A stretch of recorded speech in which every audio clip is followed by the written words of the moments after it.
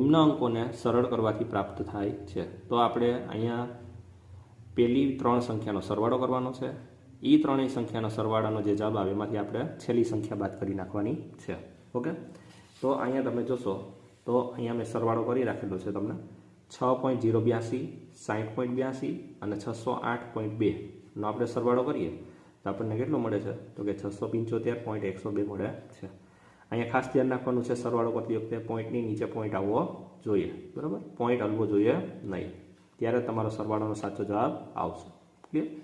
હવે આમાંથી આ જે ત્રણેયનો આપણે સરવાળો કર્યો એમાંથી આપણે કેટલા બાદ કરવાના છે? તો કે 0.6082 બાદ કરવાના છે.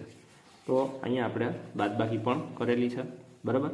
જે મળેલ 675નો આપણને જે જવાબ મળેલો હતો એ જ જવાબમાંથી આપણે છેલ્લી સંખ્યા 0.6082 બાદ કરેલી છે.